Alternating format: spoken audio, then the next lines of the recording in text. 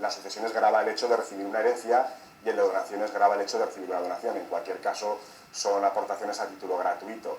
Las diferencias están en principio sobre todo en las comunidades autónomas, por el hecho de que Aragón, Extremadura y Andalucía son las únicas comunidades en las que sigue existiendo el impuesto. Bien, es verdad que en Aragón ya desde el año pasado se aprobó un decalaje, de manera que en principio está previsto que en el año 2015 desaparezca el impuesto. En Aragón lo que sí existe es una libertad casi absoluta, y de hecho nosotros tenemos instituciones que no existen ni en el derecho común ni en otros derechos forales. Por ejemplo, la legítima nuestra es distinta, tenemos la fiducia sucesoria, el testamento mancomunado y otra serie de instituciones sucesorias o de derecho civil aragonés en general, porque el derecho civil aragonés no se agota solo con las sucesiones.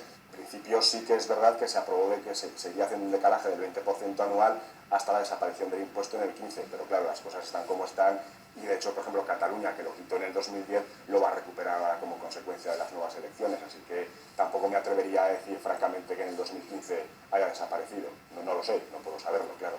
En Aragón la legítima es colectiva, puede dejarse igual o desigualmente entre hijos y descendientes, y es de un 50%. El otro 50% es de libre disposición.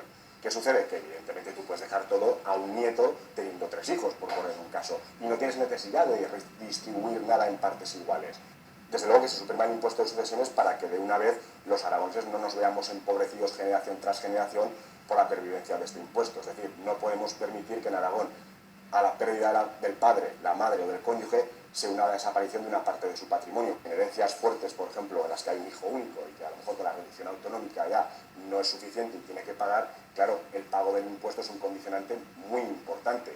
Y no digo ya, claro, en las herencias entre hermanos, tíos, sobrinos, porque la reducción autonómica es la estatal, es muy pequeña, y encima hay un coeficiente multiplicador que se convierte casi en sancionador, que a lo mejor resulta que una persona recibe una cantidad muy importante en inmuebles, pero claro, el impuesto lo tiene que pagar en efectivo, y eso le supone un considerable problema. Puede aplazarlo, bien es verdad, pero ya con unos intereses es un problema. No es que se repudie, pero mucha gente dice, pues para este viaje a lo mejor casi preferiría no quedarme con la herencia, pero generalmente se termina aceptando, claro.